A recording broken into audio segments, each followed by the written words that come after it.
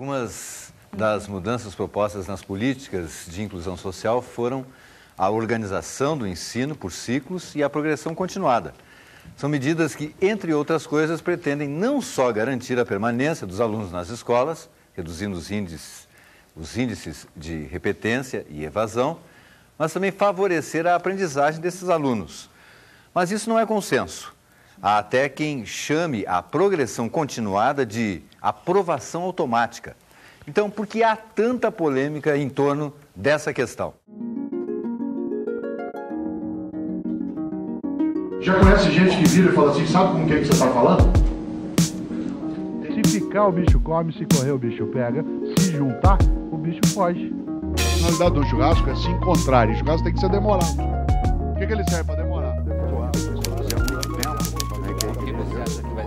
Eu acho que, neste momento, no colégio cardinalista... Esse é um dos temas mais importantes para nós pensarmos hoje, né? Seja no que se refere à formação do ensino fundamental, seja no que toca à educação infantil. Não se confunda educação por ciclos ou progressão continuada com promoção automática. Quando é promoção automática, não deve sê-la. Não deve ser entendido como educação por ciclos. Por quê? O sistema de seriação, ele é polêmico também. É que o sistema de seriação, ele escondia aqueles que faleciam, entre aspas, durante o processo. À medida em que o sistema de ciclos obriga a pensar uma outra lógica. Quando se implantou o sistema de ciclos, em algumas experiências que foram feitas no Brasil, e é preciso lembrar que as experiências aqui não apareceram do nada, elas foram inspiradas em outros países. Por exemplo, a França, desde 1989, tem o que nós chamamos de ensino fundamental com 3 ciclos. A Inglaterra tem um ensino fundamental de 9 anos sem retenção, não tem ciclo, vai direto, 9 anos. Algumas experiências foram feitas no México, outras em Porto Rico, portanto, não é uma coisa que, de repente, alguns decidirem inventar. Quando, em 1992, na cidade de São Paulo, a maior rede de ensino do país, depois do Rio de Janeiro, que é a capital paulista, decidiu implantar a sistemática de ciclos, muita gente dizia assim, mas está se implantando o passa fácil? Não. A finalidade do ciclo não é facilitar a aprovação. A finalidade do ciclo é dificultar a reprovação burra, que é aquela que acontece por falha da escola. Se o ciclo ou a progressão continuada se transforma em promoção automática, ele quebra totalmente a lógica. É preciso que o ciclo ou a progressão continuada sejam cercados de uma série de cautelas para que esta ideia possa ser protegida. É curioso, eu costumo brincar que, de maneira geral, quem melhor entende a noção de ciclo são as professoras ou os professores de educação infantil. Por que isso? Porque na educação infantil, a criança está com 4 anos, aí ela vai para 5 no ano seguinte, ou com 6 no outro, e ela não sofre retenção. Qualquer professora que acompanhar uma criança com 4, 5, 6 anos na escola, se for a mesma professora, ela percebe que tem coisas que a criança conhecia num ano, e no ano seguinte, aquilo que ela não sabia, ela veio a saber, porque ela viveu, porque ela viajou, porque o pai dela mudou de bairro, porque ele arrumou um emprego. E, portanto, ela foi, durante aquele tempo, retomando algumas condições de vida que facilitaram.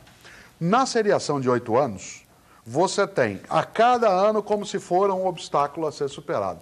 Por que não pensar numa educação em ciclos, que é a que pode sim e precisa ser aperfeiçoada no dia a dia, em que, em vez de se pensar no ensino fundamental de 8 anos, 8 séries com 8 anos, se pense, por exemplo, em 3 séries ou em 2 séries. Uma dura 4 anos, a outra dura 4 anos. Uma série dura 3 anos, a outra dura 3, a outra dura 2. É apenas uma questão de concepção daquilo que envolve e absorve essa temática. Por que é que as pessoas hoje estão dizendo, e é verdade, que há um prejuízo, que muitos alunos estão saindo sem alfabetização completa? É verdade isso? É. Por que se diz assim, antes não acontecia na série? Claro que não acontecia. Não tinha nem como saber quem tinha saído alfabetizado ou não, porque aquele que não se alfabetizava era colocado fora da escola. Então não tinha como. Como com a progressão continuada, ele continua dentro do espaço escolar, ele entra na avaliação do SAESP, ele entra no SARESB, aliás, no SAEB, ele entra em tudo. Ao ser avaliado, se avalia aquele que não estava em boas condições. Se diz, mas antes, ninguém saía. Antes quando? Porque já saía antes aquele que não tinha uma boa condição. Ele evadia da escola. Ele não era nem avaliado, em outras palavras. Ele não era contado na hora de se olhar a avaliação da qualidade de ensino. Agora, como ele segue adiante, se pega exatamente aquele fato. E isso dá o dado que parece algo que é distorcido. Não é. A distorção está no ponto de entrada e não no modo como se organiza. A professora Sônia levanta muito bem um tema que a gente chama da relação entre democratização do acesso, ou seja, abertura de vagas, e democratização da permanência. Porque não basta ingressar na escola, é preciso nela permanecer. Todas as vezes que você vê estatísticas, maiormente no ensino público, que é majoritário no nosso país, o ensino privado na área de educação básica brasileira não chega a 10%. 90% dos nossos homens e mulheres, crianças, jovens que estão na escola estão no ensino público, em 90% desse total. Isso significa que ter a democratização do acesso é importante, abrir mais vagas, mas é preciso criar políticas para a permanência, para que a criança dali não saia. Paulo Freire, que neste ano de 2003 faria 82 anos, em setembro, no dia 19 de setembro, recusava muito uma expressão que a gente usa na área de educação, que é evasão escolar. Sempre se aponta, e é verdade, que dois grandes problemas da nossa educação é, de um lado, a retenção e de outro, a evasão. Paulo Freire nunca aceitou o termo evasão. Ele sempre usou o termo expulsão escolar. Porque a palavra evasão, ela tem uma sugestão muito estranha, que é de que a criança, o menino, a menina, que ele de repente evade. Evasão é coisa de cadeia, de fuga, que você sai para escapar. Ele usava o argumento, e eu acho que isso é absolutamente correto, que muitas vezes na escola o que a gente promove é a expulsão escolar. Não é aquela expulsão que se junta todo mundo, o conselho, a direção, para colocar para fora. Coisa, aliás, absolutamente inaceitável.